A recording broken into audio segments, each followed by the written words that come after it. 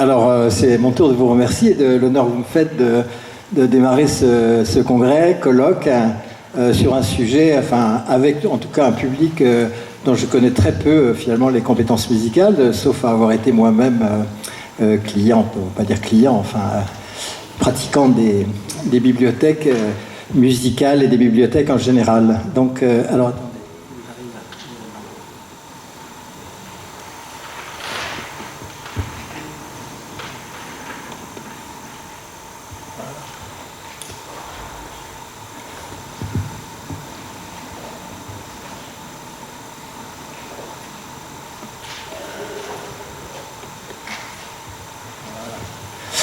Donc,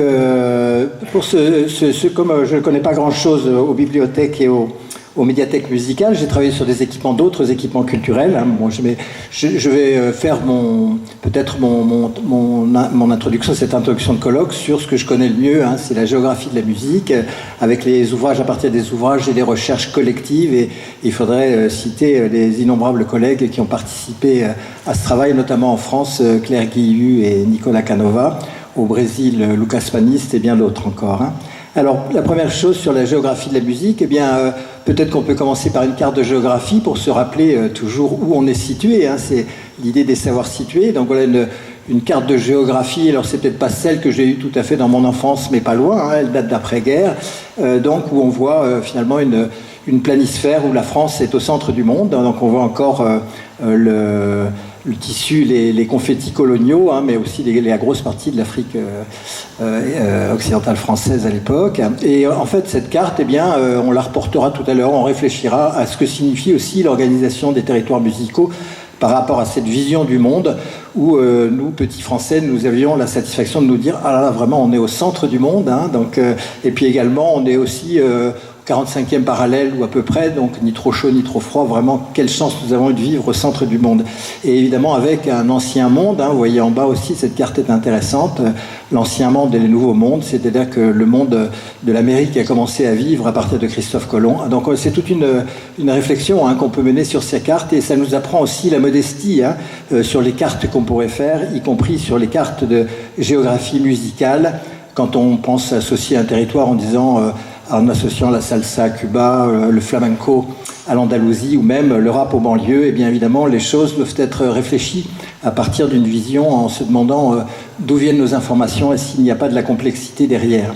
Voilà évidemment encore pour toujours la géographie, hein, ce sont des cartes que je montre évidemment à mes étudiants en entrée de cours, c'est-à-dire la vision du monde est différente si on la voit en haut à gauche en centrant sur le Pacifique et où là on voit que la France est complètement excentrée, hein, complètement, ou bien si on la centre sur l'Antarctique, une vision plus chinoise, ou bien sur le Pacifique, vision plus australienne, ou bien alors en bas à gauche également sur les lumières, hein, les lumières du globe, où l'on voit une Europe extrêmement éclairée et une Afrique qui est beaucoup moins lumineuse.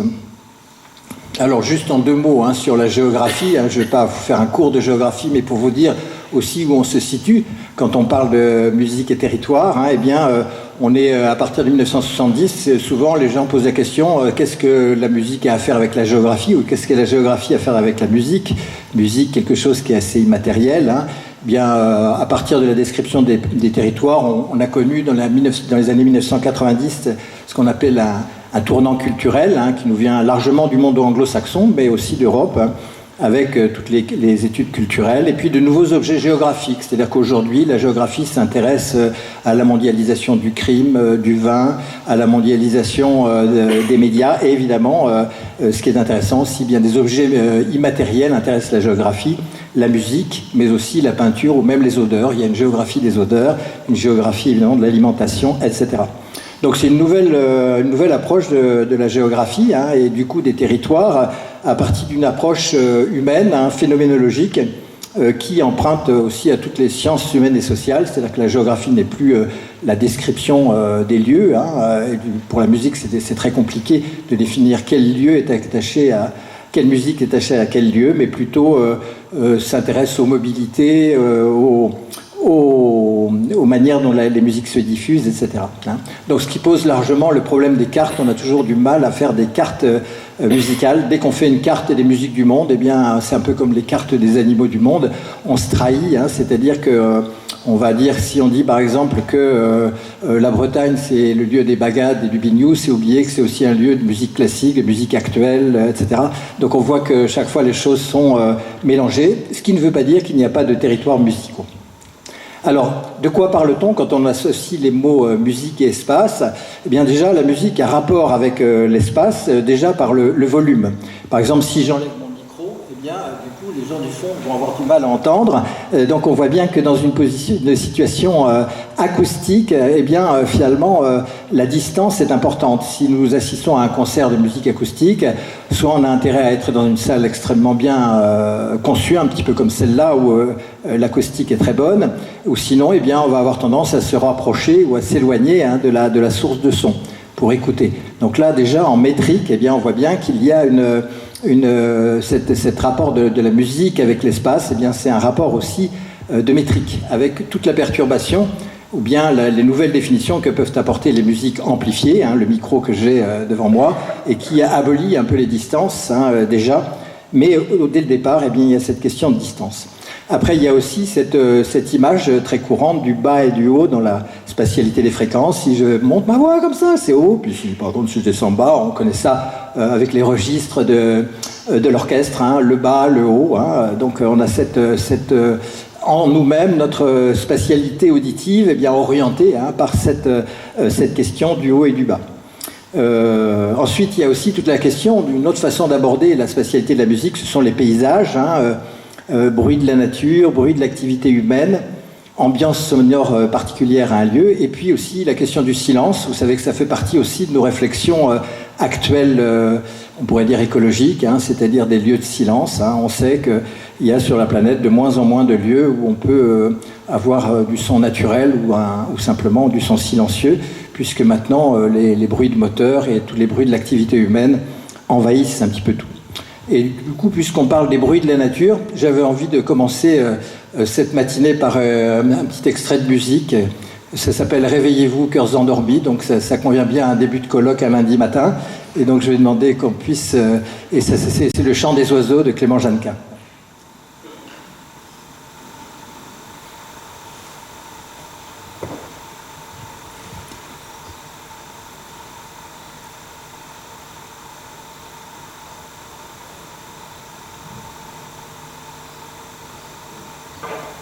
Donc, bon, en attendant...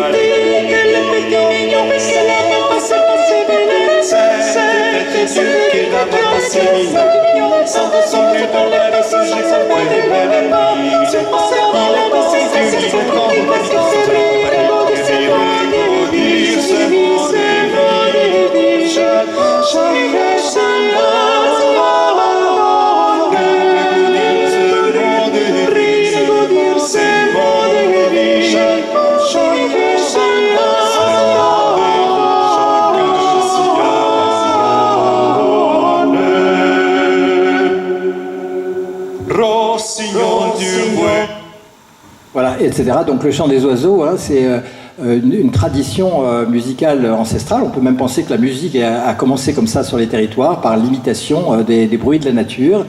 Et donc là, dans le chant des oiseaux, Clément Jeannequin fait chanter à ce quatuor, hein, donc le chant du rossignol, le chant du coucou, etc. Et donc ça a été repris aussi à travers les temps, hein, l'imitation des bruits de la nature. Beaucoup d'ethnomusicologues, de musicologues ou d'archéomusicologues eh bien, imaginent que les instruments ont été créés aussi en rapport avec ces sons de la nature par imitation des sons. Hein, voilà. Donc ça c'est la question des paysages musicaux hein, dont on parlera après.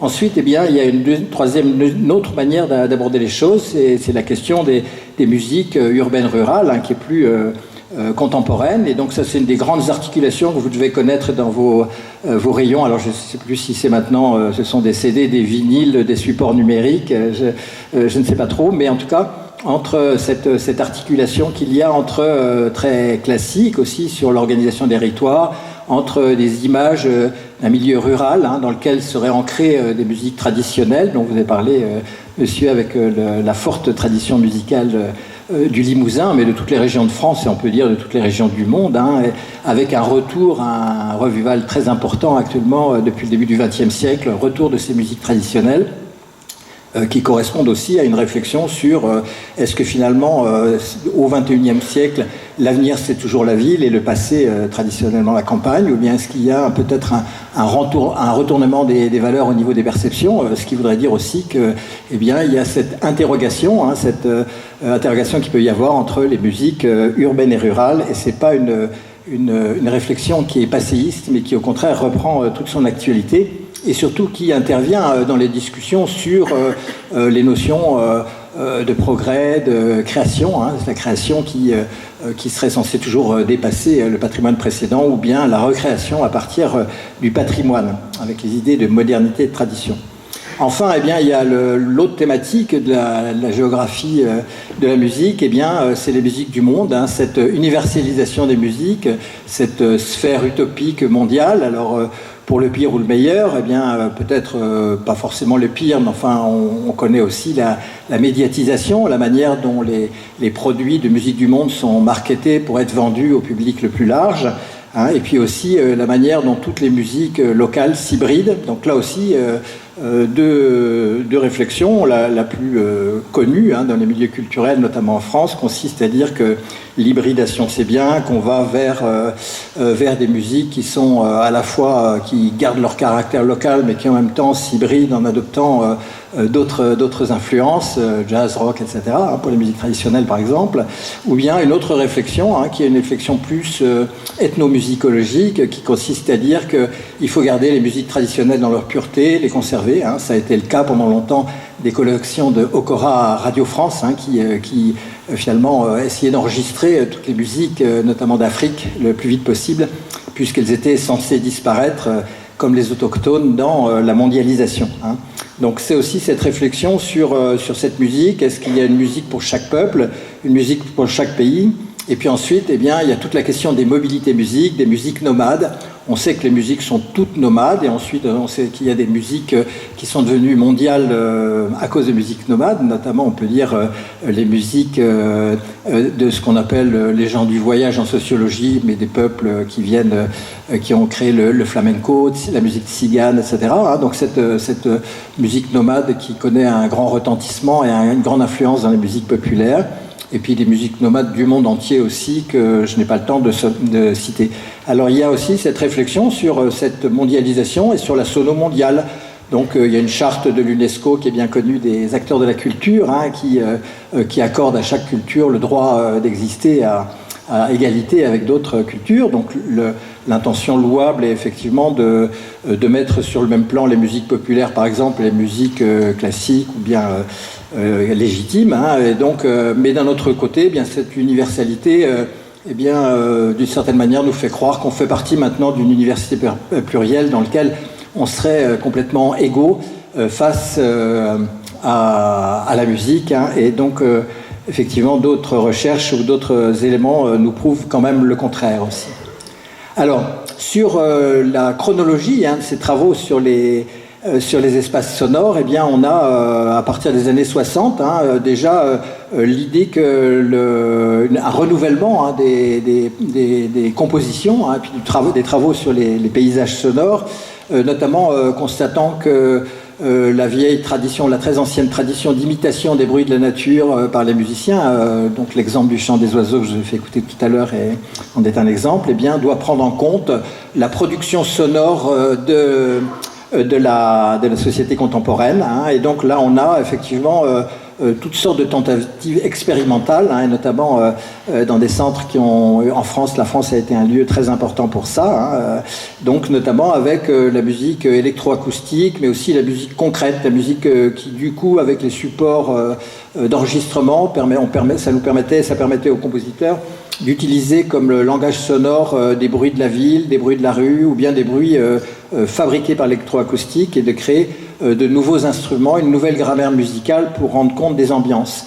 Mais on a également, à cette époque, ou avant d'ailleurs, aussi l'idée que la société industrielle eh bien, produit ces bruits spécifiques, hein, et qu'il est intéressant de les faire intervenir dans la musique.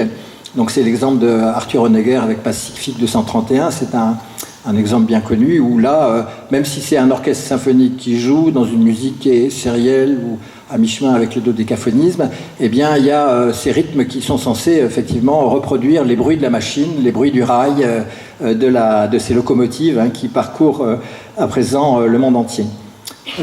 Donc on a aussi, aussi tout ce qui est les travaux de John Cage sur la répétition, etc., mais aussi les premiers travaux de Stockhausen. Alors Stockhausen, à la fois, il a fait de la musique acoustique, vocale, chorale, et en même temps de la musique électronique. Et là, dans Hymnen, donc ça date des années 60, donc c'est les débuts de l'Europe, 15 ans après la Seconde Guerre mondiale. Eh bien, il crée une œuvre, hein, où il mêle des bribes d'hymnes avec des bruits de foule, et puis des paroles, des radios, des sons de radio en ondes courtes. Hein, et donc, son idée est de décrire un paysage sonore, le paysage un peu fracassé de l'Europe d'après 1945. Donc on entend, si vous voulez l'écouter, alors j'aurais pu vous le faire écouter, mais je n'ai pas trop le temps là, eh bien des extraits de l'hymne à la joie, de l'Internationale, de la Marseillaise, etc., mélangés avec des bruits de foule. Et donc c'est une œuvre qui est très, très poignante et très intéressante. Et donc tous ces travaux, hein, sur les nouveaux matériaux musicaux tenant compte effectivement du changement de la société sont très...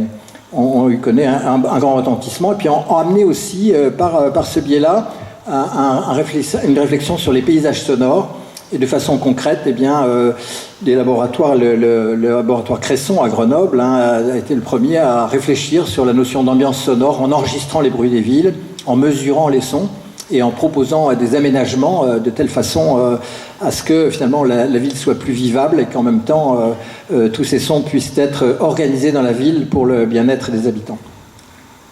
Alors sinon, parallèlement aux États-Unis, on a eu les premières cartographies musicales, et c'est très intéressant parce que finalement les cartographies de Carney, hein, qui travaille sur le rock'n'roll, mais aussi le folk américain, hein, donc voit un peu, lui fait les premières cartographies des États-Unis où il montre comment le blues a migré en créant des styles différents à l'intérieur des États-Unis, hein.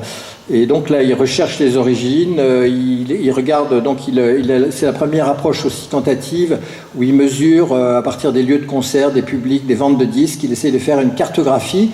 Et dès le départ de son travail, alors qu'il pensait faire une cartographie des musiques populaires nord-américaines, enfin états-uniennes exactement, eh bien il se rend compte que cette cartographie ne peut être que sous la forme de la diffusion, hein, c'est-à-dire qu'il adopte une attitude diffusionniste, il essaye de voir d'où viennent les musiques, où elles vont et comment elles se répondent.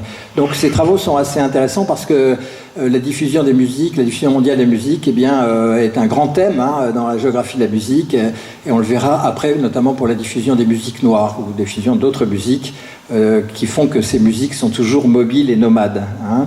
Voilà.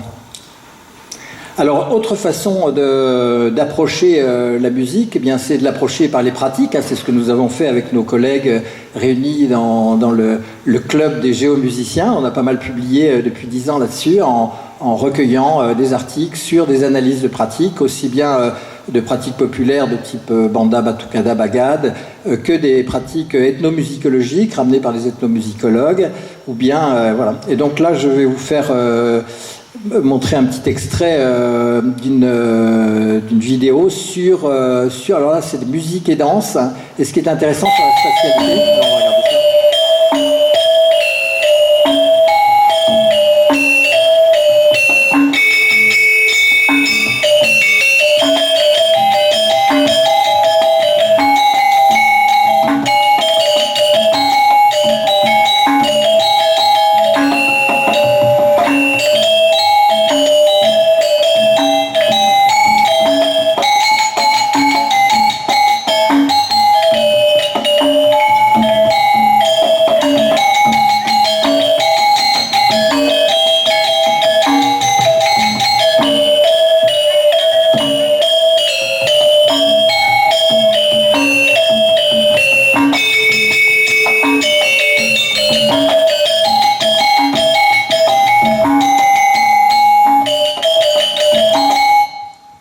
Alors sur cet extrait que nous avait présenté André Gros, ethnomusicologue, enfin spécialiste plutôt d'ailleurs de l'ethnologie de la danse, l'anthropologie de la danse, eh bien ce qui est intéressant, outre on pourrait parler des structures rythmiques, musicales, ce qui est intéressant c'est la spatialité de cette musique qui se passe en extérieur, et notamment des petites danseuses donc, qui apprennent avec un professeur de danse, donc ce sont aussi des traditions de danse et de musique qui sont transmises, il y a une pédagogie des musiques populaires, elles ne viennent pas spontanément, la pédagogie qui est transmise par des écoles, etc. Mais en dehors de ça, c'est surtout la position. C'est-à-dire que les petites filles, nous explique André Gros, bien se repèrent non pas par rapport, sur une vision de scène, par rapport à droite, gauche, côté cour, côté jardin, ou bien face au public ou derrière, ou en haut, en bas, mais elles se repèrent par rapport aux montagnes, à la mer, à la terre des ancêtres, donc à toute la cosmogonie qui est autour. C'est-à-dire que si on imagine, mais ce ne l'est pas fait heureusement parce que ce serait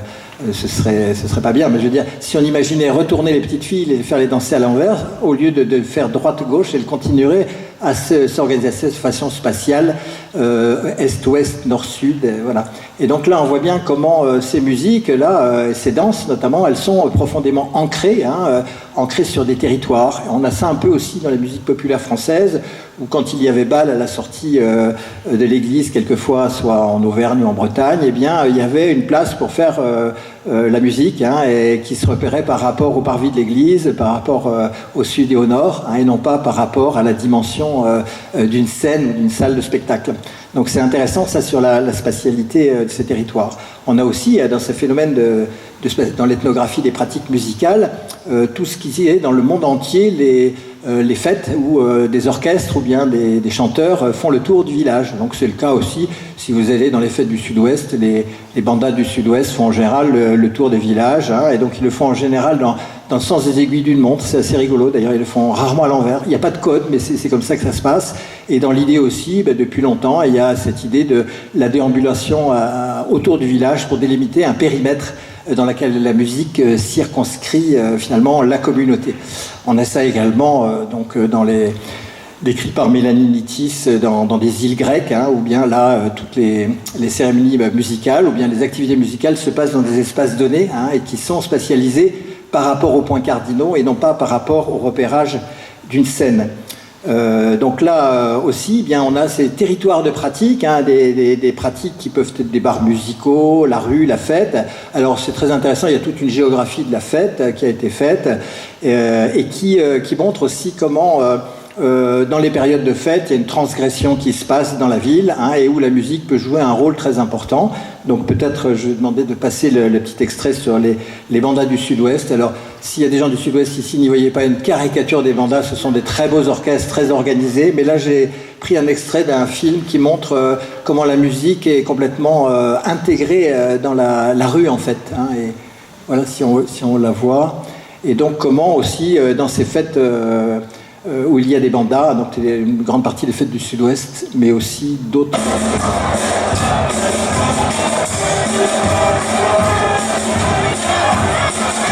Et il y a Jean Lassalle qui s'est illustré récemment avec le Paquito.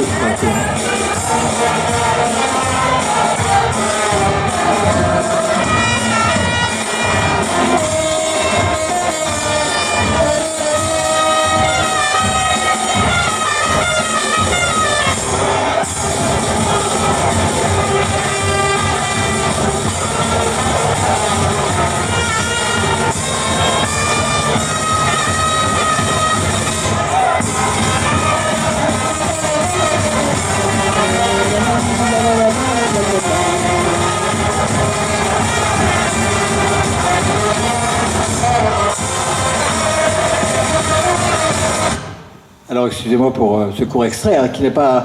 Alors ce qu'on peut voir aussi, donc je ne peux pas mettre des heures à le décrire, mais ce qui est intéressant aussi dans cette petite scène musicale, c'est à quel point les musiciens, notamment dans les festivals qui leur sont consacrés, comme le festival des Bandas de Condom, habitent la ville, et donc parcourent la ville. Alors c'est aussi intéressant, ça paraît être quelque chose qui est devenu très authentique dans le sud-ouest. Hein, et il faut savoir que cette tradition des bandas, elle remonte aux années 60, 1960. C'est-à-dire qu'il y a un moment, les anciennes fanfares, harmonie, batterie, fanfare, eh bien, prennent le vent des modes qui viennent d'Espagne, hein, avec aussi une recrudescence de la corrida, des fêtes locales d'inspiration de Pampelune, du costume blanc et rouge, hein, des fêtes de Pampelune. Donc il y a un mouvement très intéressant des fêtes vers le sud-ouest de la France. Et donc les harmonies se modernisent, les anciennes fanfares deviennent des bandas et adoptent du répertoire espagnol pour animer ces fêtes locales. Alors c'est assez intéressant parce qu'on voit bien comment une musique devient authentique en l'espace de 50 ans. Hein. Donc maintenant, si vous voyez les bandas, vous avez l'impression que c'est typique du sud-ouest, mais non, ça date des années 60. Comme d'ailleurs les bagades bretons, hein. Vous savez que c'est les bagades sous cette forme très connue, hein, et bien de défiler avec des orchestres cornemuse, bombarde, percussions, etc. Et bien datent de la fin de la Seconde Guerre mondiale. Alors ça ne veut pas dire qu'il n'en existait pas peut-être avant, mais elles se sont institutionnalisées. Ça a été aussi avec l'arrivée de la cornemuse celte, et en particulier écossaise et non pas des cornemuses françaises, pour faire ces grands orchestres de bagades. Alors, ces modes musicales qui arrivent après-guerre, elles sont contemporaines du rock. Donc voilà notre illusion d'optique qui consisterait à penser que le rock est une musique moderne et que les bandas ou que les bagades sont des musiques anciennes. Non, ce sont des modes musicales qui signifient des territoires différents et qu'il faut examiner avec beaucoup d'intérêt. Hein. Donc là, j'aurais pu vous passer un petit extrait tout à fait extraordinaire de la présentation du bagade de Vannes, qui a gagné, vous savez, l'émission que vous regardez tous, qui est Incroyable Talent.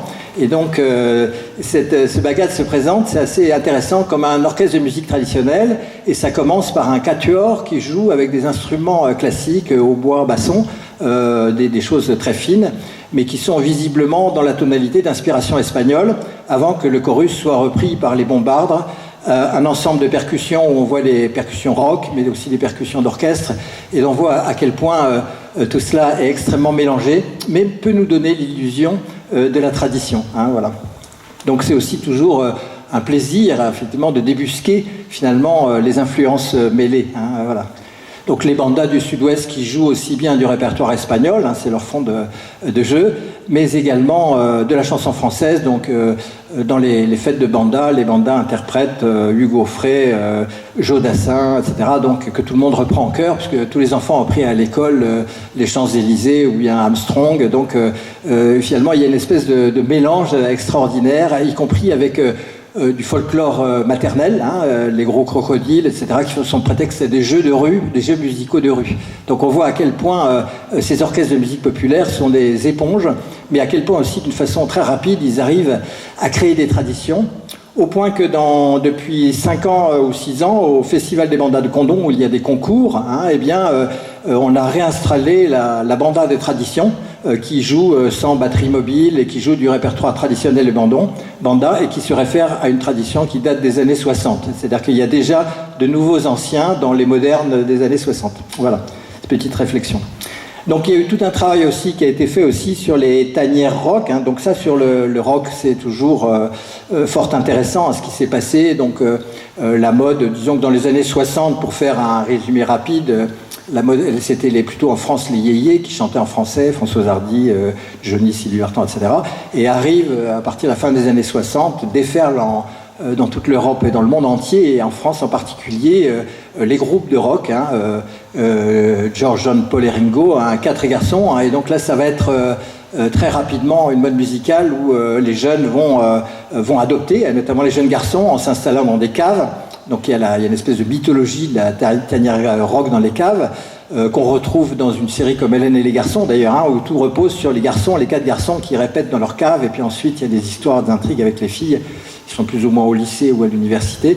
Et donc là on a cette prégnance, hein, des cultures rock qui arrivent, et que l'anthropologue Marc Touchet avait donc défini. Donc il y a même à Montluçon, au centre culturel, enfin au musée des arts et traditions populaires, une tanière rock où il a reconstitué cette tanière des garçons dans ses caves. Petite digression sur les musiques amplifiées, hein. Donc elles sont amplifiées puisque la grande révolution de l'époque, c'est la technologie à bas coût, à bas prix. enfin au début c'est cher, puis ça devient de moins en moins cher, qui permet d'avoir des amplis du son, et puis l'adoption de musique, d'instruments qui sont plus acoustiques mais amplifiés.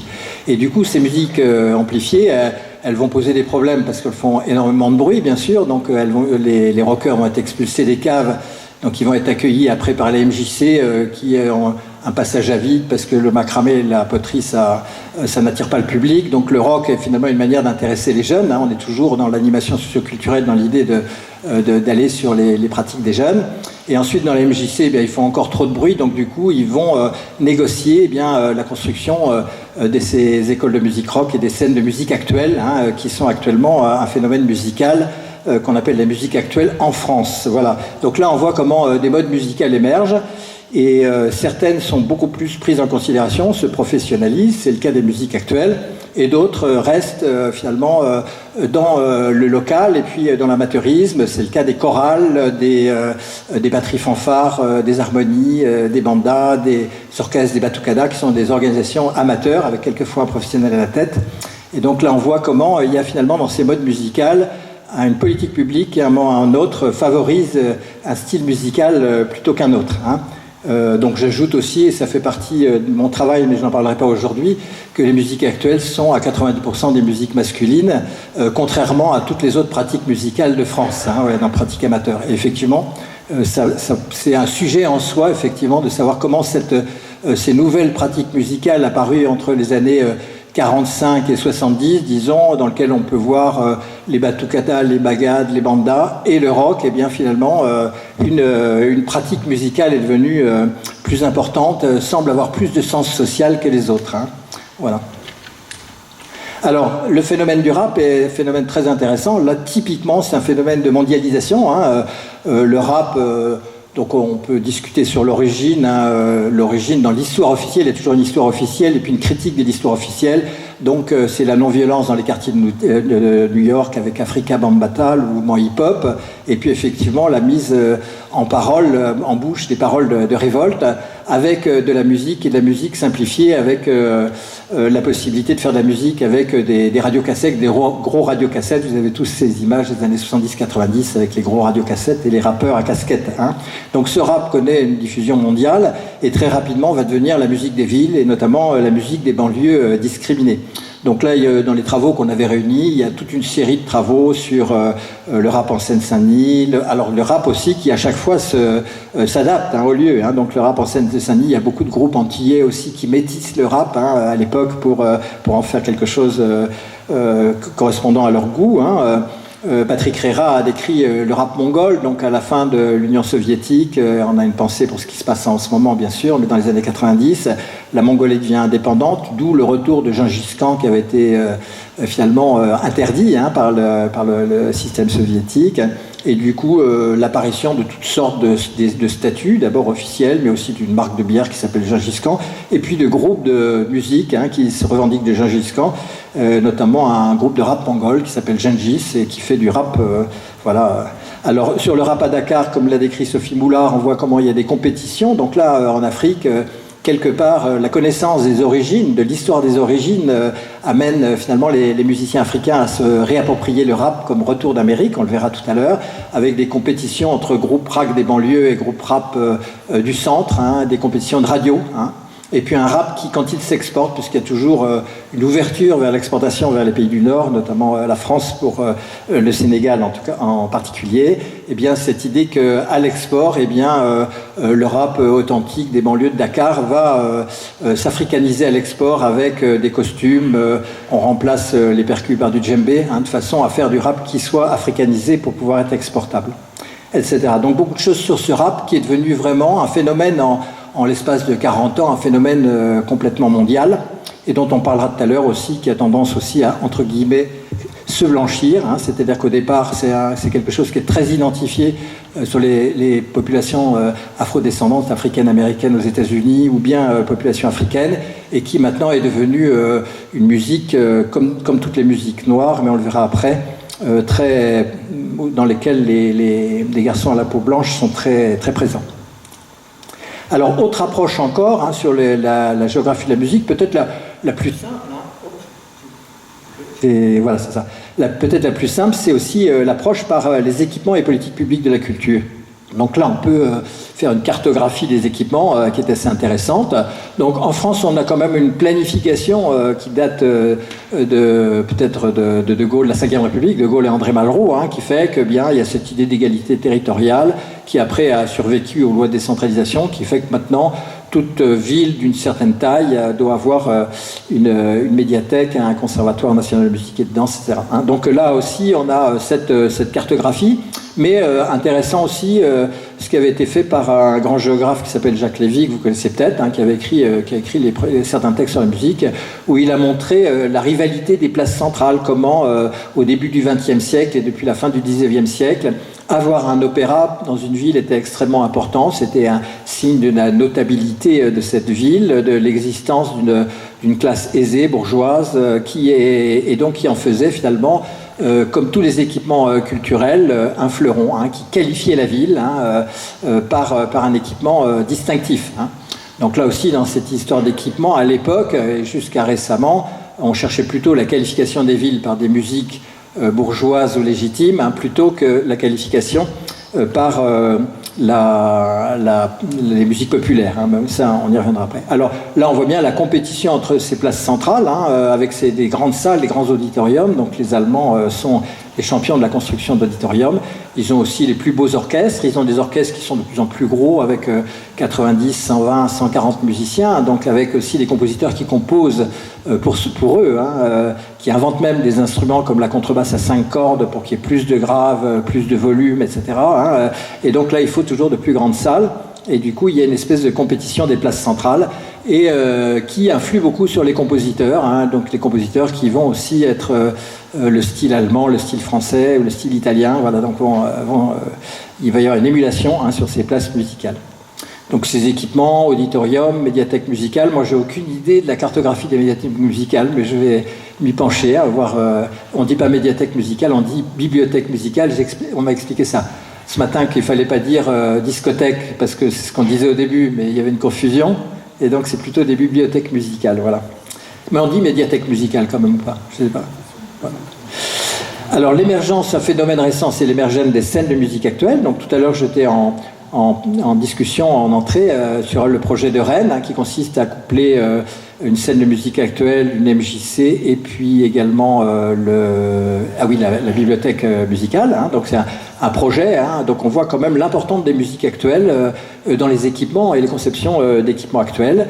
Et donc là, elles ont acquis aussi ce statut-là par la nécessité d'avoir des équipements spécifiques liés à la sonorisation et l'insonorisation, les deux. Et donc du coup, ce que n'ont pas les chorales, par exemple, qui n'ont pas de local spécifique, elles répètent souvent dans des salles des fêtes ou bien dans des locaux privés, eh bien, les scènes de musique actuelles ont la nécessité d'avoir des équipements spécifiques, et ce qui en a fait un acteur en 30 ans, un acteur important de la vie musicale. Alors ensuite, il y a tout ce travail sur les salles, les festivals aussi, qui permet aussi de faire des cartographies, donc il y a la géographie des festivals. Alors, autre élément important, qui rentre dans l'idée des politiques publiques, je regarde ma montre, vous m'arrêtez si je suis trop long, non c'est bon, jusqu'à 10h30, ça va 10h30, voilà. Après, on pourra faire un débat. Musique, identité et développement local.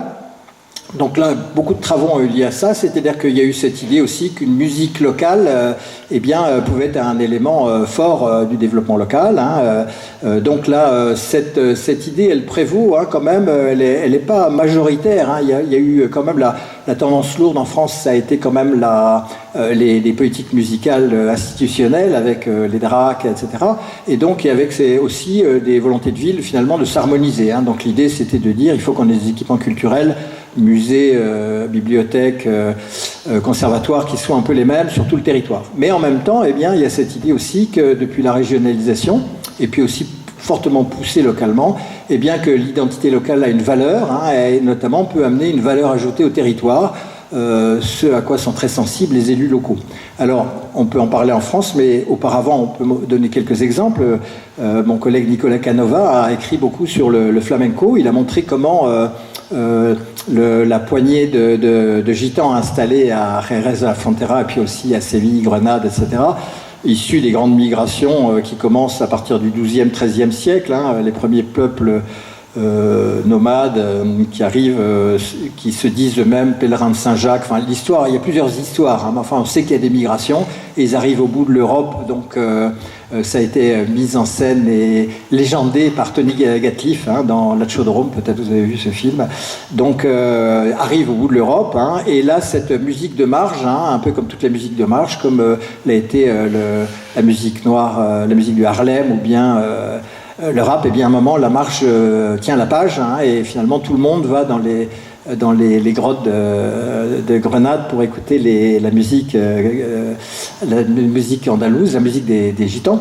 Et en même temps, cette musique, elle va se métisser très rapidement avec des formes de musique, de danse populaire, de musique et danse populaire qui sont communes à toute l'Europe, et notamment la sévillane hein, ou bien d'autres danses. Hein. Donc là, on voit bien comment ce flamenco, il devient légendaire à la fin du 19e siècle, au moment de l'Europe des nations, hein, quand les musiciens écrivent de la musique nationale, hein, Grieg, Sibelius pour la Finlande ou la Norvège, les Russes, etc. Et puis Manuel de Falla ou bien les autres musiciens espagnols qui créent finalement reprennent tout l'ensemble des folklores espagnols et notamment ce folklore du sud de l'Espagne comme un marqueur identitaire de l'Espagne. Marqueur identitaire qui va être repris, alors c'est aussi ça les hasards de l'histoire, pour raconter l'histoire d'une gitane ouvrière dans une usine de tabac. Il s'agit de Carmen, hein, la nouvelle de Prosper Mérimée.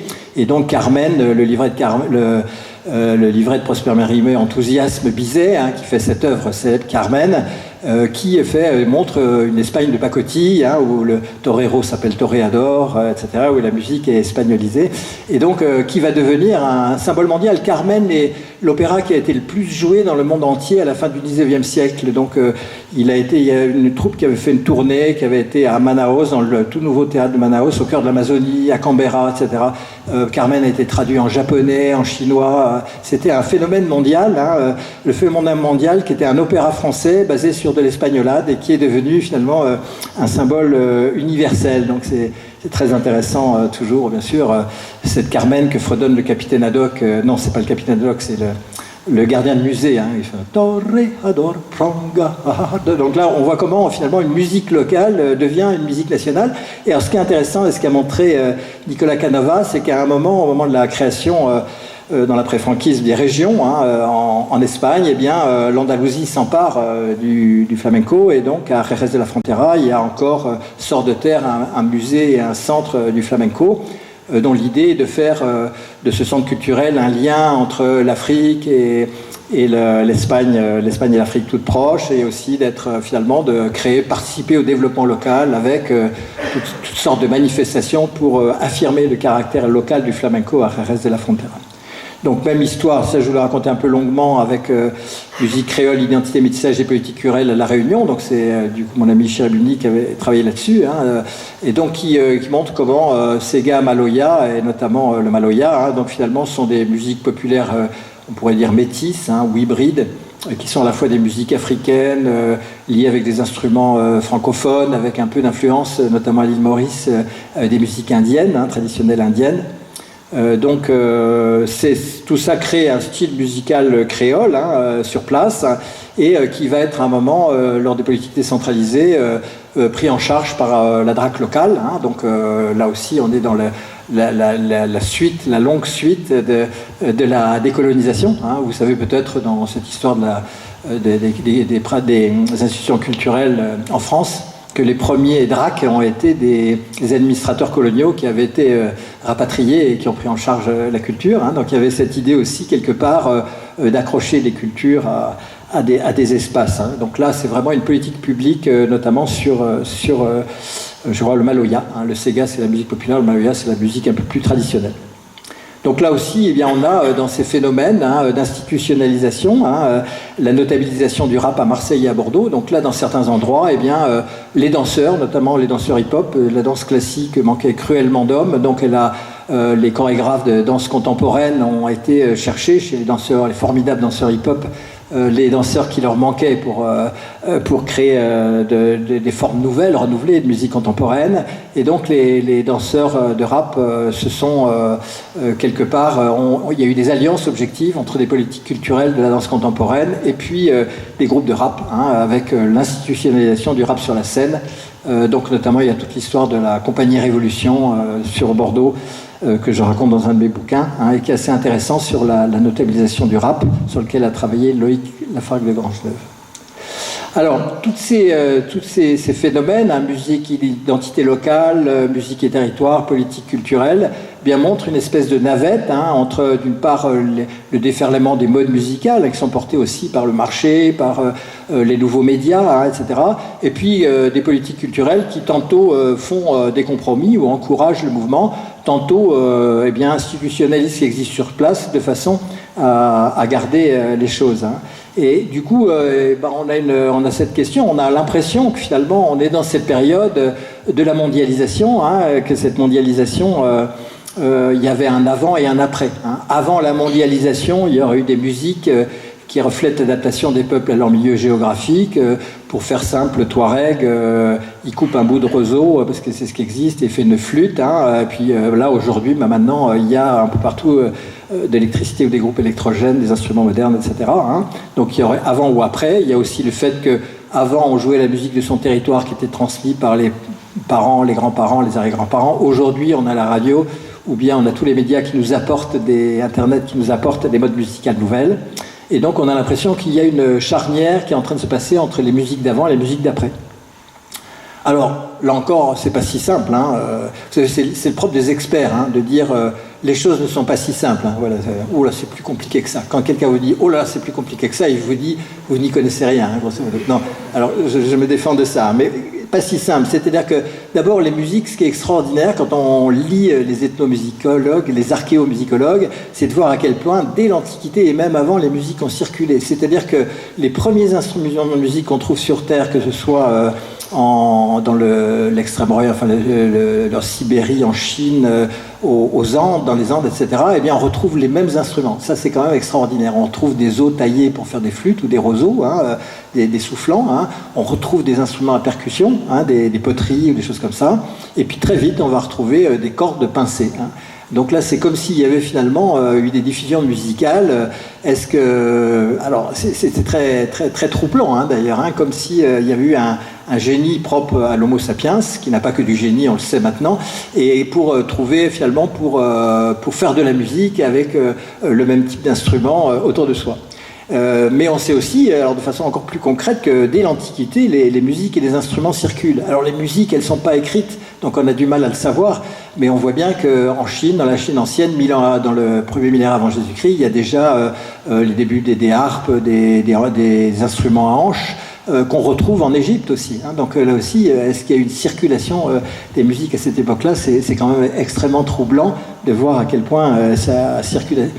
On sait aussi qu'il y a eu des grandes périodes de mondialisation, donc en Europe, l'ère chrétienne, où le pape Grégoire au IXe siècle décide que tout le monde apprendra le solfège, donc le chant grégorien, de façon à ce que, les clercs apprendront le solfège, de façon à pouvoir faire chanter les mêmes psaumes avec les mêmes paroles et la même musique du nord de l'Écosse au sud de l'Italie, donc d'où les neumes...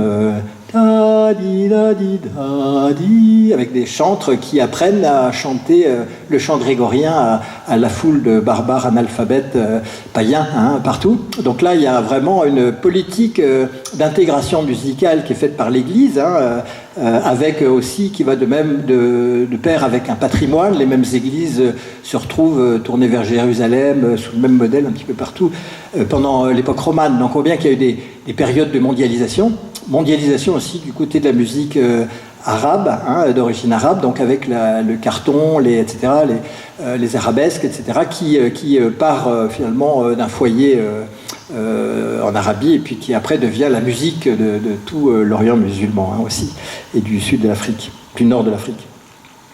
Autre mondialisation, une chose tout à fait qu'on oublie, c'est que la mondialisation, elle existe à l'époque baroque. Donc à l'époque baroque, après la colonisation des Amériques, eh bien, on a des métis d'Espagnols et d'Indiens qui créent de la musique, qui peignent aussi. Peut-être certains de vous ont vu ces belles églises au Pérou où il y a un art syncrétique qui mêle à la fois le culte du dieu Inca et puis la Vierge Marie, et ses saints et le Christ, etc. Eh bien, c'est pareil pour la musique. Donc, il y a des musiciens qui sont éduqués, qui font de la musique. Il y a toute une littérature de musique colombienne et péruvienne qui existe et qui est de musique baroque. Toujours à cette époque baroque, XVIIe siècle, il y a un jésuite qui s'appelle Pedrini, qui voyage, il est d'humeur voyageuse, il arrive à la cour de Chine, et donc il joue de la musique, il a amené une épinette, et qui n'est pas des Vosges, qui est une épinette ancienne, et donc qui enchante l'empereur de Chinois, qui va le garder 20 ans et le payer grassement pour composer de la musique baroque dans lequel il y a un petit peu de pentatonal et dans lequel finalement... donc on voit bien qu'il y a ces mondialisations, elles ont toujours existé. Il faut penser aussi pendant la période baroque aux opéras les opéras de Rameau, Les Indes galantes par exemple, ou Montezuma, enfin où on reprend tout l'exotisme, tout l'apport des colonies pour créer contemporain. Donc là aussi, cette mondialisation, du coup, c'est une façon de relativiser la mondialisation. La musique, elle a toujours été mondiale. Après, on a de nouveaux instruments technologiques qui sont l'iPod ou l'iPad, d'ailleurs, les instruments qui permettent de télécharger de la musique et de les écouter dans les appareils, et qui donnent un individu étrange, qui est notre individu contemporain, qui peut, dans le métro si on est parisien, dans le tramway et le bus si on est provincial, bien qu'il y ait des métros aussi à Toulouse et Marseille. Non, je dis une bêtise là, parce que faut faire attention avec ces personnes. Il n'y en a pas à Limoges, je crois, non, il n'y a pas de... Et donc de permettre d'écouter, de s'isoler de ses voisins et d'écouter de la musique, et puis de choisir avec l'absent bouton de pression une musique qui correspond à son humeur. Donc simplement un son, une basse, un son d'instrument ou bien un grain de voix vous dit si vous êtes plutôt en Amérique du Sud, plutôt, etc. Donc finalement l'individu, ce que décrit le géographe Anthony Péqueux, qui travaille maintenant au Cresson, il parle de cet individu mobile branché sur ses écouteurs et qui peut se déplacer, consommer de la musique et du coup faire l'expérience de son altérité en écoutant de la musique partout. Si la musique lui plaît, eh bien aussi il a la capacité avec sa carte bleue de prendre un charter, en début de charter, de prendre un billet d'avion pour aller à l'autre du monde, vérifier si ces musiques sont là.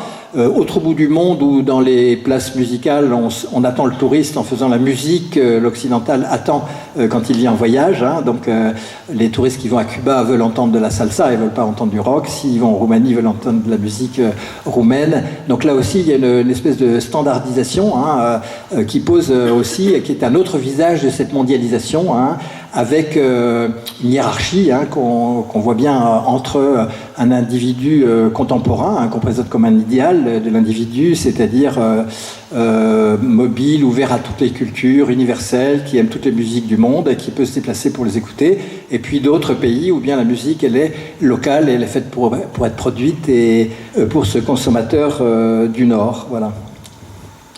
Alors, un des éléments très importants qui nous a agités, j'ai discuté hier avec mon voisin de table qui avait été rédacteur de Mondomix d'ailleurs, donc il y a toute cette question qui s'est posée. Il y a eu des expositions aussi au Quai de Branly sur les musiques noires. Peut-on parler de musique noire? Donc on avait travaillé avec un groupe, notamment l'anthropologue qui s'appelle Emmanuel Guibert, sur une expo et sur ce travail sur les musiques noires, et également nos amis des musiciens africains, etc.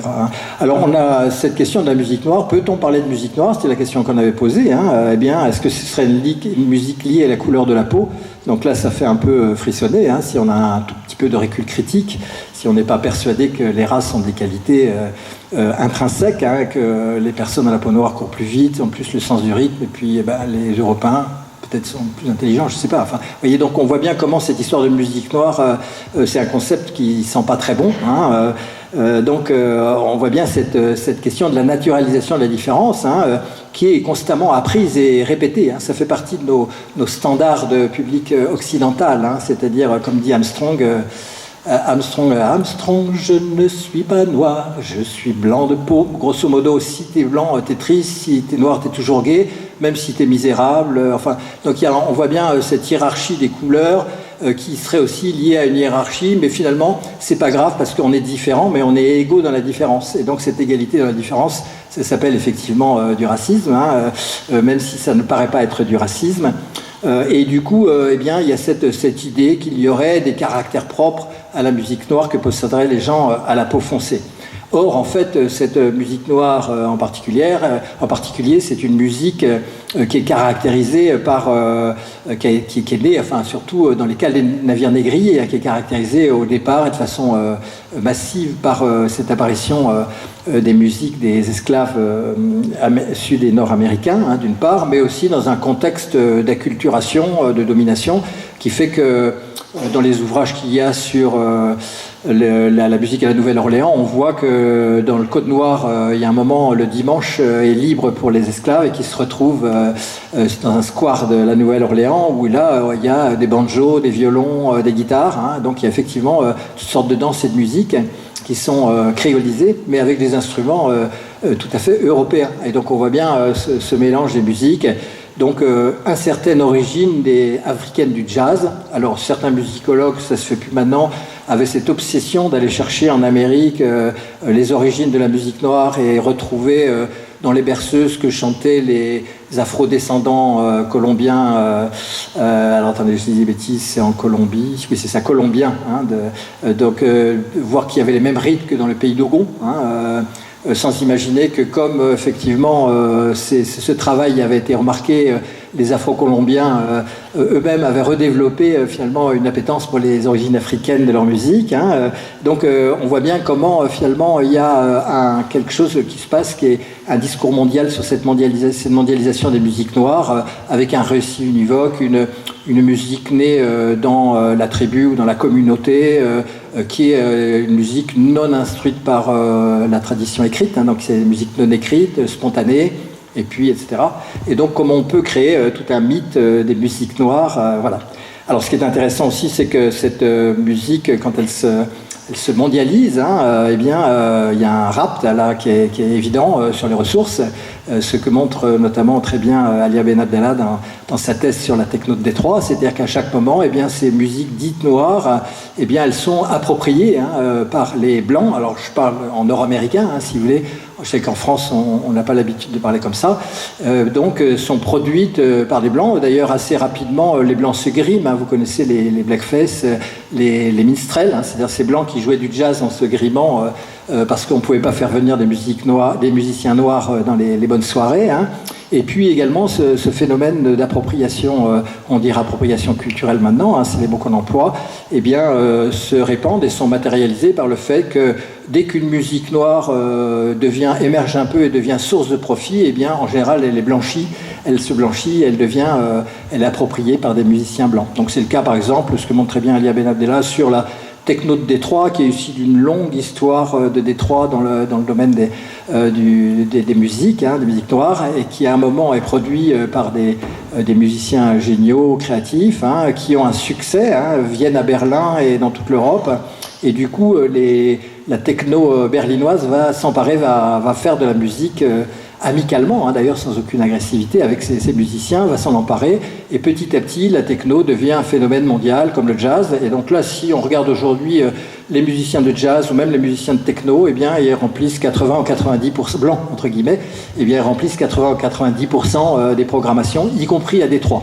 Donc là, on voit bien à chaque fois comment le blanchiment, l'universalisation des musiques dites noires, eh bien, profite finalement pas forcément aux gens qui ont la peau noire. Donc, les musiques noires, faut raconter leur histoire, et deux, de quelle manière ça fonctionne. Alors, ce qui est intéressant quand même, c'est que dans ces musiques noires, ce sont des musiques locales aussi, des musiques qui ont rapport avec des territoires, puisqu'elles reviennent aussi vers l'Afrique, hein, la rumba africaine, le reggae éthiopien, le rap sénégalais. Donc, j'avais fait une petite carte, et là, bon, je ne suis pas un fanat des cartes musicales, mais là, c'était autour de l'idée de l'Atlantique noir, hein, c'est un livre, Black Atlantic, de Paul Gilroy, et on voit finalement si on part de droite à gauche, eh bien les migrations, migration forcée des Africains, un peu moins forcée, mais finalement poussée par la misère des Européens, qui vont venir dans ce qu'on appelle le Nouveau Monde, et qui malheureusement pour eux a été l'ancien monde des indigènes, qui vont être exterminés, il faut s'en rappeler, et du coup vont se mélanger pour donner toutes sortes de styles musicaux. Se mélanger au point même à l'extrême sud, au sud de l'Amérique du Sud, le tango est une musique blanche, il n'y a plus de noir dans la musique, mais au départ, tango, ça vient c'est la variété des Congos, donc ce sont des musiques qui au départ étaient des musiques jouées par des afro-descendants. Et là, on voit donc samba, bossa nova, rumba, salsa, reggae, et voilà, toute cette influence des musiques noires. Et ce qui est intéressant, ce sont les flèches blanches retour, c'est-à-dire que, par exemple, à Addis Abeba, il y a une scène de reggae extrêmement importante qui s'est développée à partir du moment où le reggae est devenu une musique politique à la Jamaïque. Et du coup, il y a eu un retour, comme le musicien... ça y est, j'ai un trou là, aidez-moi, musicien jamaïcain. Mais comment ? Oui, Bob Marley, voilà. Bob Marley, donc, se prétendait descendant, disait qu'il était descendant du Négus. Ça s'était su parce qu'il était très célèbre. Et du coup, il y a eu une navette, une scène musicale importante de reggae à Addis Abeba, voilà. Johannesburg, Dakar, voilà, jusqu'à tout ce qui est ce qu'on appelle la guitare africaine, qui va du Zaïre, mais aussi certainement chez les Ishuars, les Touaregs, la guitare Touareg en Afrique. Donc ce retour des musiques noires, et puis des retours de musique qui sont appropriés notamment dans les banlieues par les jeunes. C'est-à-dire il y a un rap qui est à Dakar, à Kinshasa, à Johannesburg, un peu partout, un rap de jeunes qui font à la fois de la musique en sachant que c'est une musique noire, et en même temps en mettant dans cette musique noire finalement la même portée politique que celle qu'elle a dans les ghettos américains, nord et sud-américains. Voilà, c'est juste un petit passage, donc géographie, musique et postcolonialisme. On ne peut pas non plus avoir une vision, à mon avis. Donc là, c'est la pensée woke, vous n'êtes pas obligé. Notre ministre, il n'aime pas trop ça, mais bon, je dis parce que c'est les résultats des recherches. Donc là aussi, on ne peut pas aussi penser qu'il y a une sphère universelle où toutes les musiques seraient à tout le monde, où finalement chacun peut faire de la musique tzigane, de la musique noire, etc., sans soucier des origines, sans savoir à quel point le phénomène de prédation culturelle, d'appropriation culturelle est important. Par exemple, on a eu à une certaine époque, dans les années 90, disons, un musicien qui s'appelle Éric Marchand, mais aussi d'autres, qui ont importé en France les tarafs, taraf de Haïdouk, taraf de Klejani, et du coup des centaines de musiciens, jeunes musiciens en France se sont mis à faire de la musique tzigane, et donc ce sont eux qui tournent maintenant et qui gagnent de l'argent, en France à partir de cette musique-là.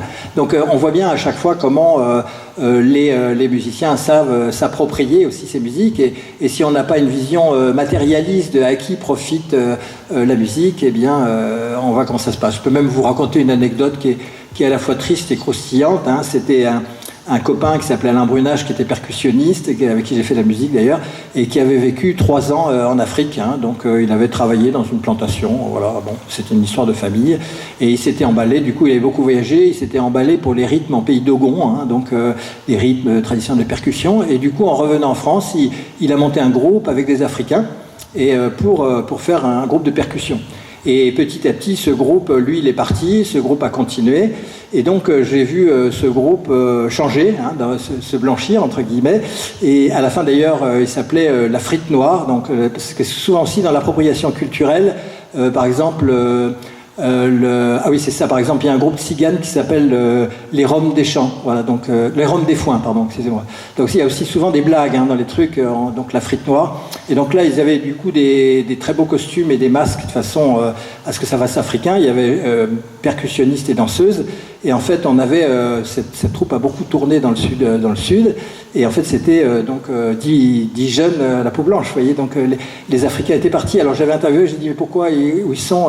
Il dit c'était difficile de travailler avec eux, c'était jamais à l'heure. Enfin, donc on voit bien comment l'appropriation culturelle fonctionne et comment de façon permanente il y a une prédation. Par contre, si on dit à ces personnes les Roms des Champs, les Roms des Foins ou bien la Frite Noire, si on leur dit mais c'est pas votre musique, ils disent oui mais c'est de la musique qui appartient à tout le monde, et puis nous on va de temps en temps se former auprès de musiciens noirs, etc. Donc on voit quand même une espèce de bonne conscience dans l'appropriation culturelle, il n'y a pas de questionnement sur cette appropriation culturelle et sur cette hégémonie, hein.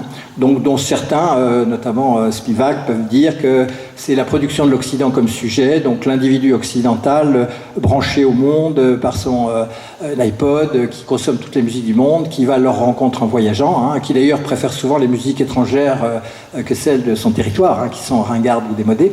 Et donc on chante plutôt en anglais, hein, dans les scènes de musique actuelles qu'en français.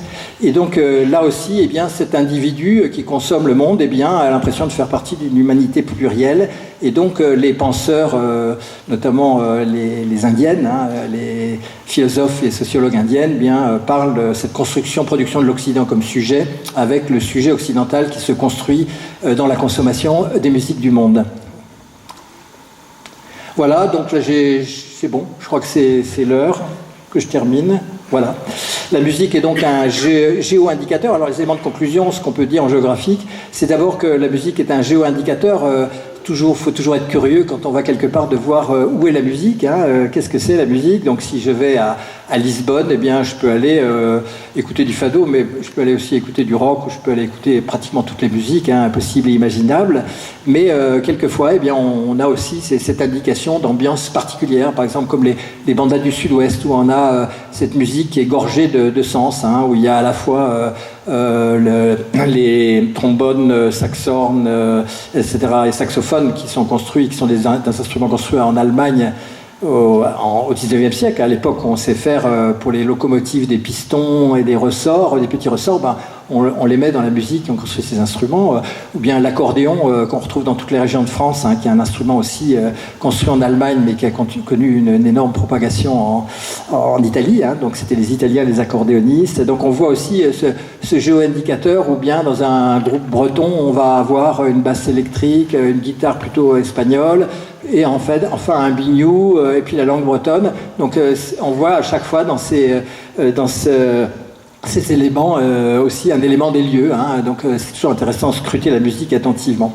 Donc cette musique qui circule à travers les échelles territoriales d'un continent à l'autre, mondial, mais aussi entre banlieue et centre. Le rap des banlieues est devenu la musique de tous, hein, de tous les jeunes, enfin ceux qui écoutent en tout cas. Alors elle crée de la territorialité, de l'attachement au territoire, donc ça c'est un phénomène à mon avis du 21e siècle, hein. On a un questionnement, hein, quand même, enfin moi je l'ai mais je pense pas être le seul, hein, sur la notion de progrès, hein. C'est un questionnement écologique, et où on va quoi.